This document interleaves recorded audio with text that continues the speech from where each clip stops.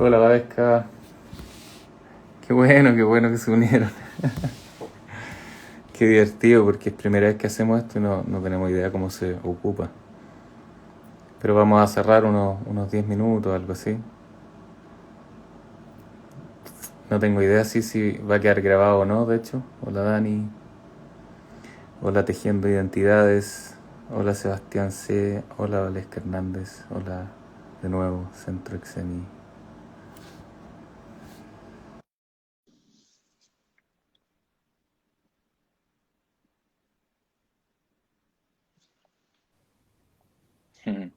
No tengo idea, Dani. No sé. Después voy a mirar. A ver si quedó grabado. Ya, Nits. Prosigue. Dijimos media hora. ¿Cómo pasa el tiempo, no? Dijimos media hora, sí. Media hora después de Dijiste la media hora primera. máximo. Claro, claro. Hora y media. Pero es que normalmente yo necesito un buen tiempo para empezar a relacionar las ideas y ¿no? Necesitábamos, sí, Eh, po. claro. No, estaba pensando en relación a la obediencia, eso, que em, cuando se interesa más en cómo las personas responden y cómo las personas buscan ejercer alguna que otra influencia, aunque sea muy mínima, en cómo se vive una experiencia, eh, entonces como que se ven cosas distintas. No sé, estaba pensando simplemente en eso, en cómo la obediencia también es una respuesta tantas veces. Y cómo podemos honrar y enriquecer esta respuesta que muchas veces tiene todo el contexto y todo el poder y todos los mecanismos de hacerlo ver como una respuesta muy pasiva, o que habla de debilidad o habla de que la persona lo quiso, etcétera, ¿no? Mm. Em, Después, solo quería decir en relación a, bueno, dijiste cómo ejercer el poder no es negativo necesariamente, cómo ejercer el poder de forma que haga emerger saberes alternativos, etcétera. Y estaba pensando en algo que aprendí mucho de vos y de la Caro, entonces seguro que van a haber cosas que puedes agregar a esto, o sea, de hecho te estoy robando la idea en este mismo momento. Seguro que no es mía tampoco. Eh, no, pero claro, de hecho nadie roba las ideas, ¿no? Es como son ideas colectivas. Pero de que la narrativa es como justamente la práctica narrativa eh, es tomar las prácticas dominantes o las prácticas de poder o de control y subvertirlas. No es mucho más que esto. Entonces es tomar eh, la documentación eh, meticulosa de todas las acciones, esta documentación de las escuelas, de las universidades, de la psiquiatría, de la psicología, de la descripción minuciosa de todas las acciones de las personas, ¿no? De eso que Foucault habló tan bien, de cómo se empieza a medir la vida, etcétera. Eh, y es subvertir esto, entonces es simplemente empezar a hacer documentos con otro tipo de saberes, con otro tipo de registro.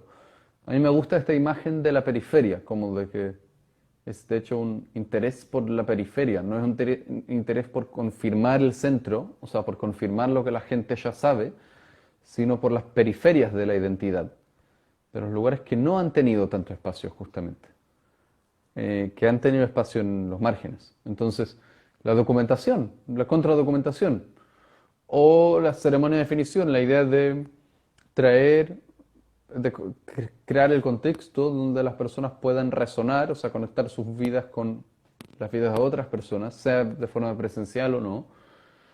Eh, es como simplemente la subversión de la práctica de la mirada de un equipo sobre una persona y de la forma experta de hablar sobre la vida de una persona, de cómo parece, de cómo actúa, de cuál es la verdad de sus acciones, etcétera, ¿no? O, o la reautoría misma. Es como simplemente la subversión de la forma en que se crean ciertas categorías, uniendo eventos a través del tiempo en torno a ciertos significados, ¿no? Eh, entonces, es como interesante eso, porque es una posibilidad, eh, muy concreta, nuevamente pensando en lo concreto, una posibilidad muy concreta de ocupar el poder al servicio de otras historias o al servicio de otros saberes, ¿no? No sé qué pensás vos de esto. Me resuena mucho y comparto o sea, las prácticas narrativas, la gracia que tienen y... ¿Estás con audífono? Sí. ¿Sí? Me escucho a mí mismo. ¿Tú me escuchas doble o no? ¿Cómo, cómo es posible? Que uno se escucha a sí mismo. Hace falta de repente, Respuesta a qué será esto. pero desconcentra muchísimo. Escucho un eco de mí ¿Ahí mismo. mejor? Porque tú estás con audífonos, sí, qué raro. Bueno, Sí. voy a tratar de aceptar mis propias palabras y seguir. Sí, se escucha doble, dice la Dani. Sí. Doble escucha. ¿Por qué se estará escuchando doble? ¿Qué hago? No sé por El qué eco es se te por la escucha a la señal de vez. internet, dice Mm. Mari Carmen. ¿Molesta mucho?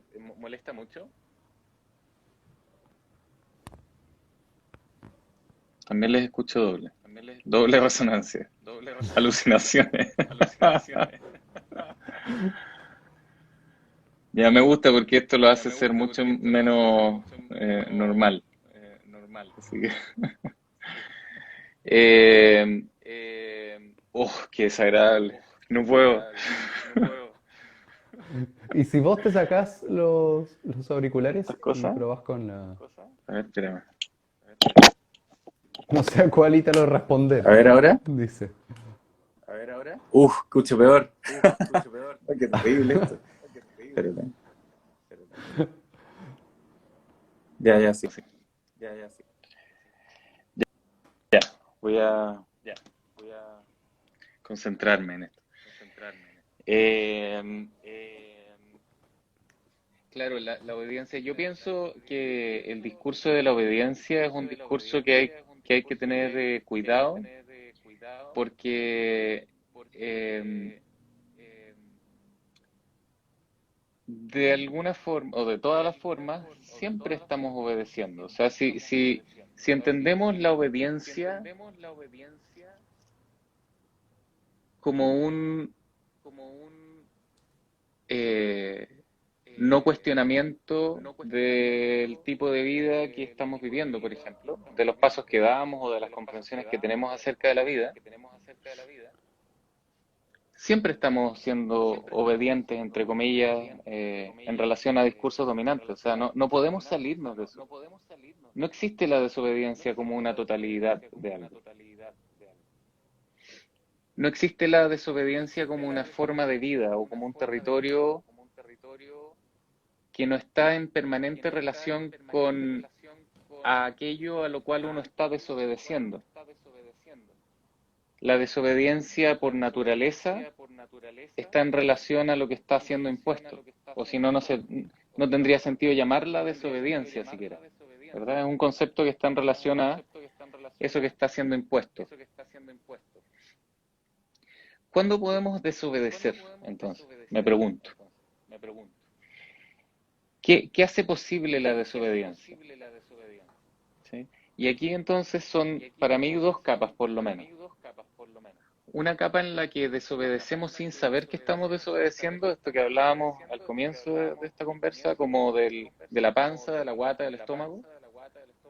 Cuando uno siente que algo está mal o siente rabia, pena o angustia por algo y eso habla de que las cosas no están bien, pero uno no tiene una claridad o una sensación de intencionalidad en relación a la desobediencia o a la resistencia. ¿Sí? Voy a traer de nuevo el ejemplo. Por ejemplo, esta niña de 6 años que dice que gritaba en silencio por el abuso. Esa acción es una acción de desobediencia. Lo que pasa es que esa niña de 6 años no tiene idea. Pero si fuera por el poder, si fuera por el poder hegemónico, tóxico, abusivo, impuesto, eh, esa niña, ojalá, no reclamara, ni siquiera gritara en silencio. Ojalá estuviese disponible para que hicieran con su cuerpo lo que quisieran. Pero esa niña no podía detener el abuso, pero podía gritar en silencio. Y ese grito en silencio es una expresión, un testimonio de desobediencia. ¿Sí? Eh, Esa es una dimensión de la desobediencia. Todo aquello que hacemos que es testimonio de que no estamos cómodos con la imposición o no estamos en comodidad con aquello que nos están imponiendo y que nos hace sentir mal. Ese sentir mal es una acción de desobediencia. La otra dimensión de la desobediencia es la desobediencia organizada, por decirlo así, y que se puede basar, entre otras cosas, en enriquecer los relatos de la desobediencia. O sea, si podemos enriquecer los relatos de la desobediencia, que significa unir eventos en torno a través del tiempo, en torno a temas de desobediencia, de resistencia, de rechazo al abuso, de decir no, etcétera. Eh, entonces ahora este dolor de estómago, de panza, de guata, ya no es algo que yo siento que simplemente me está pasando, como que me está ocurriendo porque sí, porque es obvio, porque me están haciendo algo malo, sino que ahora está vinculado a una intención mía, que es la intención de no aceptar o de rechazar o de no querer permitir eso que están haciendo con mi cuerpo. Ese es el poder que tienen los relatos. Cuando yo enriquezco un relato de la desobediencia, recién tengo un acceso consciente a esa palabra complicada, esa, consciente, a, a la historia de la desobediencia. Entonces puedo intencionar acciones que tengan vínculo o que estén moldeadas por esa historia de la desobediencia que antes no estaba visible para mí. Entonces, esto de la obediencia y la desobediencia es algo que siempre está en paralelo ocurriendo. Entonces, yo estoy más interesado en enriquecer las historias de desobediencia que en pensar que todo el resto es obediencia. Todo el resto es simplemente, para mí, eh, las estrategias del poder tóxico, digamos, operando y llevándome inadvertidamente a hacer cuestiones o a reproducir acciones que pueden ser dañinas. Como por ejemplo la anorexia nerviosa, ¿sí? La anorexia, o como se llama en el DSM. Estas prácticas del cuerpo, ¿no? Estas prácticas del cuerpo de mirarse el cuerpo, de no comer, de adelgazar, de siempre estar mirándose al espejo y encontrarse obeso o obesa pese a estar en los huesos, es una práctica de, o es testimonio de cómo el poder puede reclutar a una persona a reproducir prácticas de poder sobre su propio cuerpo inadvertidamente, sin darse cuenta. Entonces nuestro trabajo con esa persona, por ejemplo, sería encontrar un lugar de resistencia, de desobediencia a ese poder. Algo que sea contrario a eso y enriquecer esos relatos que se conviertan en un territorio eh, más amplio, denso, desde el cual poder caminar y pensar y planear otras acciones.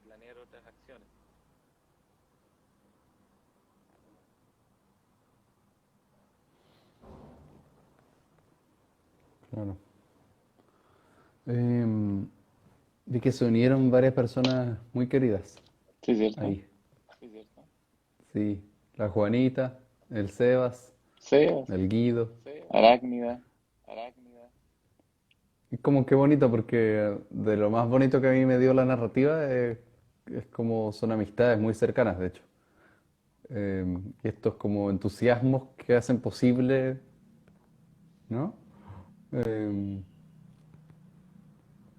que hacen posible esto también. Sí. ¿Ibas a decir algo? No, no. Aracnia me dice, la Dani me dice, hola, Ítalo, te escuchas con eco. Sí, lo estamos tratando de aceptar en colectivo. No sabemos qué hacer con De eso. obedecer. Em, claro. Mientras hablabas, estaba pensando en que una vez la Marielita con que también muchas veces hacemos cosas, bueno, la mayoría de las cosas que hacemos, de hecho, son con la Marielita, ¿no? Me dijo algo bien bonito, como tendría que preguntarle cómo lo dijo exactamente, pero algo acerca de que incluso el hecho de nombrar algo como problema muchas veces es un micro acto de desobediencia, es un micro acto de cuestionamiento a algo que está pasando en la vida de las personas y quizás como muy, muy, muy primariamente todavía, pero no quieren que pase. Entonces merece tiempo para reflexionar, merece ponerle como atención, merece nombrarlo como problema. Porque si no, simplemente no lo sería, como que eh, sería otra cosa. Mm. Sería que así es la vida o etcétera, ¿no? Pero en relación a esto, creo que eh, ya el hecho de que las personas puedan vivir la experiencia de algo con esta mínima, mínima, mínima sensación de agencia, ya es un paso muy grande en relación a a cómo se viven las cosas normalmente. Entonces, eso que vos dijiste, el dolor de guata, de panza, ya el hecho de sentirlo como algo que estoy haciendo en relación a cosas con que no estoy de acuerdo, en relación a cosas que no quiero que pasen más, en relación a cosas que valoro, esto ya es un cambio muy grande muchas veces en cómo la gente se relaciona con sí misma. Y después son tantas las opciones también.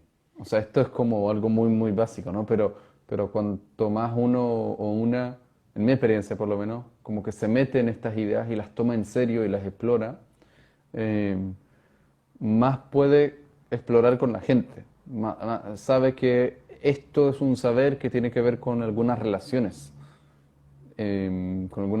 con personas que esta persona conoció o quizás con personas que no conoció, o quizás relaciones con peluches o con instrumentos o con personajes de libros, con que también hubo una influencia mutua, ¿no? Como con esta idea de que las relaciones em, siempre son testimonio de una influencia mutua en la vida, de una agencia de hecho en la vida de otras personas. Mm. Y uno sabe que puede explorar también cómo este saber acerca del dolor de guata, etcétera, Mm. se vincula con una historia también de resistencia, con con una tradición de resistencia. Mm. Entonces, muchas veces cuando la gente tiene, en mi experiencia por lo menos, tiene la posibilidad de vincular históricamente eh, las tradiciones en las que su protesta se puede inscribir o con qué tiene que ver, eso también le da una posibilidad de interpretación muy distinta.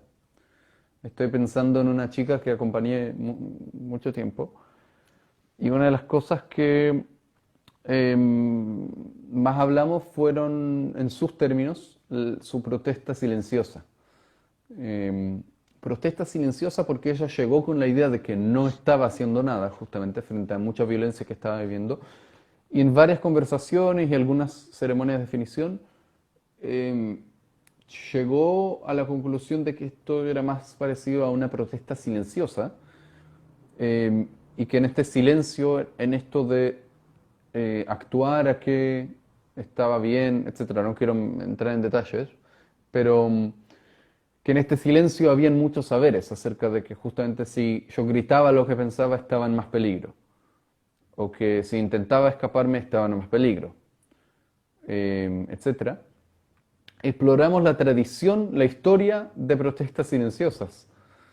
Eh, por ejemplo, y me acuerdo de lo importante que esto fue, es lo que me contó por lo menos, no sé cómo ella contaría esta historia, pero lo importante que fue vincular esto con muchas protestas en las que el silencio fue un componente súper importante en la protesta.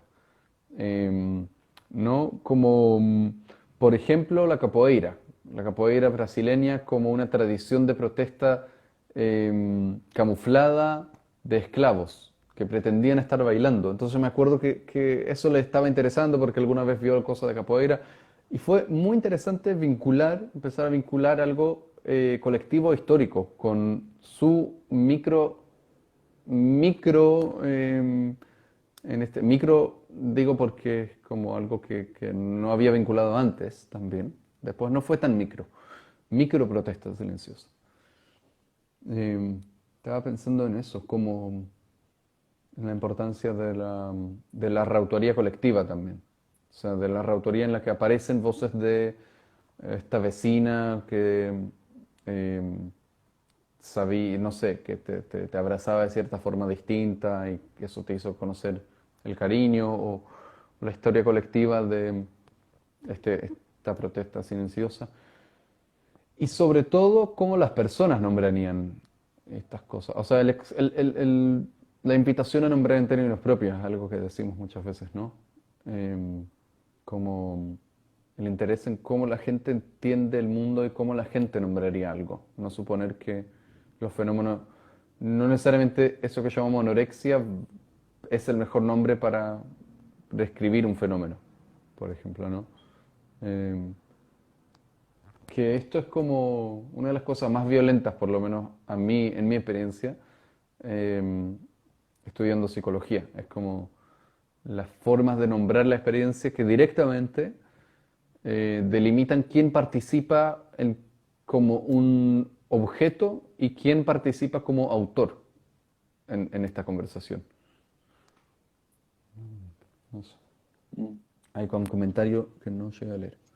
Vale, es que hace un comentario bien interesante, como dice, lo escucho, ¿querías leerme? No, ¿Tú no, puedes dale. leer ahí? Sí. Dale, de repente lee lo de Valesca, que pensé que tú no podías leerlo, No, no, es que pero yo parece que antes sí. pensaba que aparecen una vez y desaparecen. Después entendí que podía. Ah, Qué divertido eso. Los escucho y pienso que quizás el sufrir en silencio, llorar, seguir contando la historia, eso que muchas veces es criticado, señalando a la persona por no poder seguir con su vida, no es más que una forma de resistirse al silencio y defender el derecho a una vida libre de abusos, malos tratos, me imagino que etcétera, pero no, mm. no sé si siguió el comentario. Que hay más cosas que agregar ahí, pero Bueno, hace todo el sentido, ¿no? claro. Las protestas silenciosas. Bueno, se me viene a la mente muchas protestas silenciosas de las que he sido testigo desde lejos, casi siempre.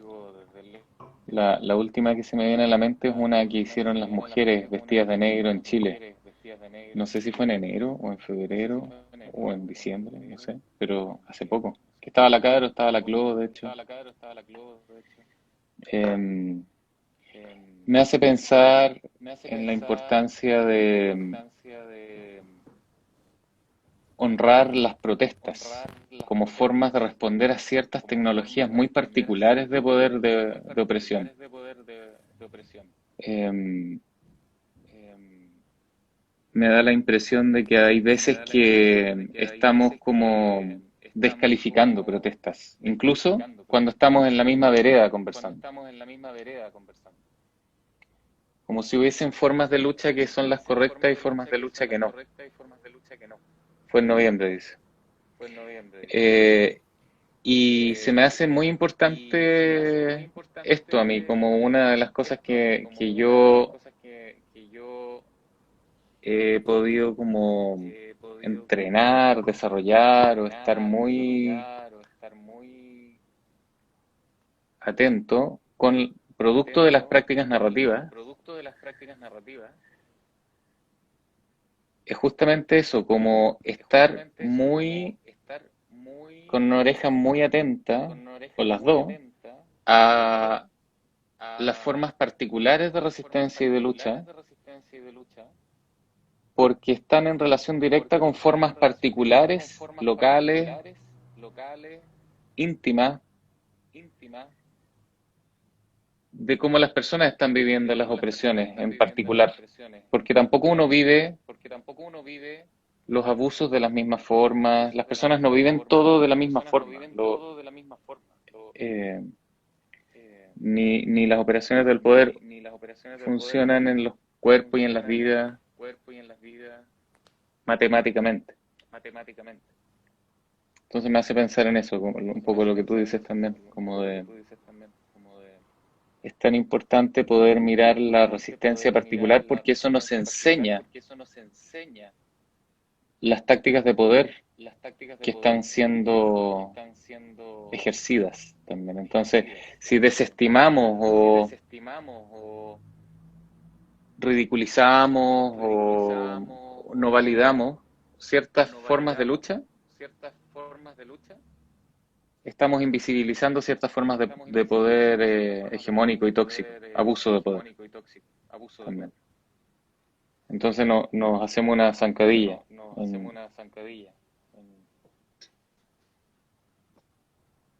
Me escucho doble todo el rato. Yo creo que es terrible eso. ¿Tú no me escucháis doble, Nitz? No, no. Soy el único acá que no te escucha doble, parece. ¿Qué piensas, Nitz, de ahora de todo esto y de seguir o paramos acá o quieres? Me imagino que tienes cosas que compartir, como siempre. Tanto, pero em,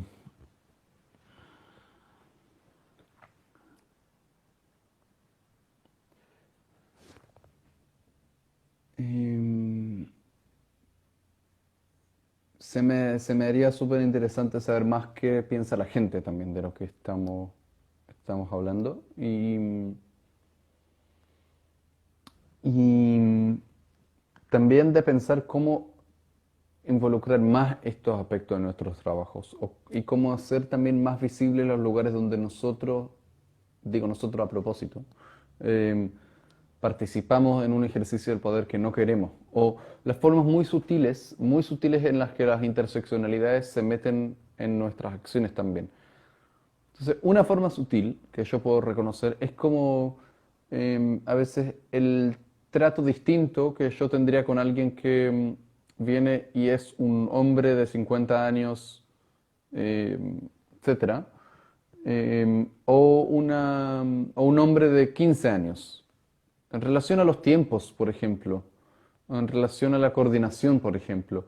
O son tantos aspectos, ¿no? Pero digo, como que sería importante para mí que no piensen, espero que no lo piensen, o no hablar como si nosotros estuviéramos fuera de esto y como si nosotros no formáramos parte de este ejercicio. Eh, y más bien cómo visibilizarlo. Entonces, visibilizarlo para generar prácticas más coherentes con lo que queremos hacer. Eh, y visibilizarlo para no formar parte de los contextos históricos que han contribuido a que ciertos cuerpos y ciertas identidades en el mundo estén efectivamente marginadas, estén efectivamente silenciadas, estén efectivamente despojadas de la posibilidad de hablar, etc. Entonces, estaba pensando en eso, en que eh, es como súper importante. También cuando ocupamos lugares como estos, eh, donde podemos hablar y la gente nos escucha. Y estaba pensando el otro día que las plataformas, bueno, estuve dando varias clases en Zoom, por ejemplo. El Zoom simplemente hace más explícito todos los poderes que uno ejerce cuando enseña en vivo. Es como simplemente eso, ¿no? Las posibilidades de silenciar a la gente sutilmente, no necesariamente de forma tan explícita, de silenciar a la gente, de marginar a la gente, ¿no? Como todo eso. Em, entonces, es como tan importante también mirarnos críticamente con estas mismas categorías, porque si no un poco queda como que son solamente otros los que lo hacen y no es tan así, ¿no? Eh, y cuando uno, en mi experiencia, cuando uno empieza a mirarse críticamente en estos aspectos, descubre muchas cosas que quedan invisibles a veces si uno no pide crítica, si uno no pide como, si uno no hace tan visible que le interesa saber cualquier aspecto en el cual ha contribuido quizás al silenciamiento, etcétera. Muchas veces son cosas que es que las personas estamos muy entrenadas, creo que tiene mucho que ver con los contextos educativos, eh, en silenciar nuestra incomodidad con algo. Más que todo cuando alguien es copado, es como el que habla también, el que es el feminista o el deconstruido, etcétera. Entonces eso contribuye más a veces a que sea imposible mirarlo críticamente. Eh, Solo estaba pensando en eso, en que igual es como interesante radicalizar estas nociones a lo máximo y descubrir nuevos máximos también con el tiempo, porque seguro que en unos años vamos a poder ver cosas que ahora no estamos viendo. Y eso lo vamos a poder ver también con la crítica de otras personas, Mm. ¿no? Y con nuestro ojo crítico a lo que hacemos. Comparto, resuena un montón. Gaby Acosta, hola, dice. Y Valesca Hernández dice, yo estaba pensando que en la protesta nos, perdón, sí, en la protesta no solo como un espacio de resistencia, sino también de vínculos, un lugar donde podemos romper el aislamiento y tejer redes valiosas. De todas maneras. O sea, se puede pensar desde muchos lados eso, ¿no? También, como eh, quizás no da para la conversación de ahora, pero las tácticas de tortura, por ejemplo, son muy claras en el tipo de estrategias que se usan socialmente para romper o para intentar romper con la resistencia. Y una de las cosas que se le hace a la gente en procesos de tortura es aislarla. Es una de las prácticas que se hacen. Eh, si entendiéramos, o sea, yo cuando leo como protocolos de tortura, que me interesan bastante, eh, los protocolos de tortura están como sumamente dirigidos a prácticas bien concretas, con personas, aquí en dictadura en Chile y etcétera, sabemos mucho de eso. Pero los mismos propósitos están presentes en otras prácticas de poder hegemónico, como aislar, por ejemplo. Sí, Gaby, se escucha un eco. Sí. No tenemos mucho que hacer con eso. Como aislar, por ejemplo. Entonces, tejer redes, como dice Valesca, es en sí mismo una acción de resistencia también, porque subvierte la práctica del aislamiento, esa sensación de que debo ser la única persona que le pasa esto, debo ser el único que se siente raro, debo ser el único que se siente extraño. Eh, Cuando eso no es así, porque siempre, si yo siento algo o vivo algo, una experiencia, a mí- creo que es muy poderoso saber, tener la convicción de que es seguro que alguien más está viviendo algo muy parecido a lo que estoy viviendo yo y que también piensa que es el único que lo está viviendo. Es de hecho eso una operación del poder. Entonces, unirnos y decir, yo no era el único, a ti también te pasa esto. ¿Y por qué te está pasando esto? En respuesta a qué es tu dolor, nos encontramos.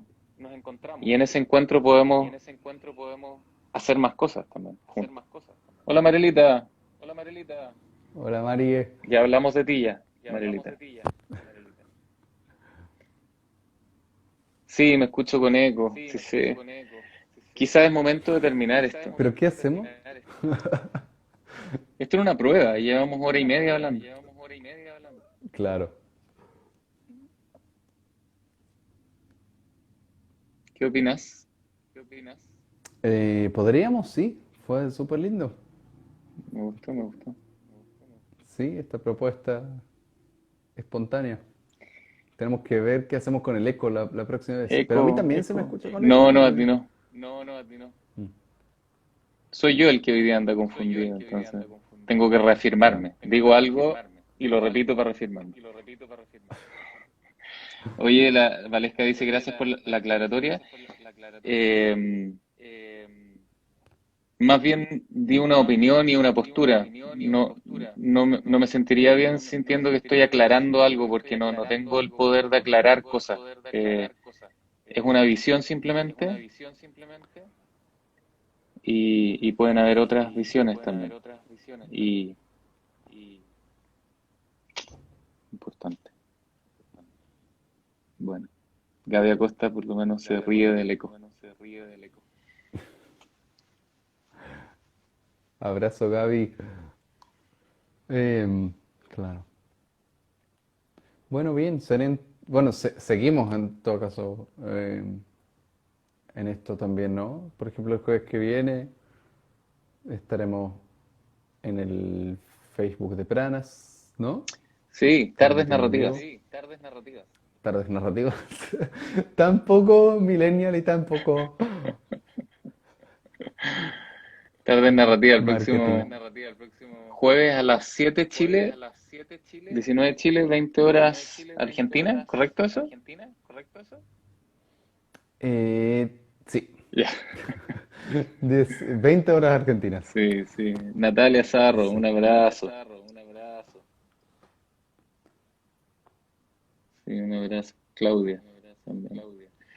Ya, pues, un abrazo a toda la gente que se unió un ratito a compartir en esta Un improvisación. ratito que se quedó mucho. Sí, sí, sí, sí, verdad. Ya, querido Bonito. Nitz, Ya. a- Qué bonito hablar un rato, como que estuvieras acá. sí, Casi. casi. Con eco, con eco. Ya, mando el eco para allá. Juanita, siempre es muy enriquecedor y posibilitador escucharle. Gracias. Gracias a ti por estar este ratito. Un abrazo. Abrazo grande. Chao. Chao, Chau, Dani. chau. Escucharle a los tres con eco, dice. Ya, besos.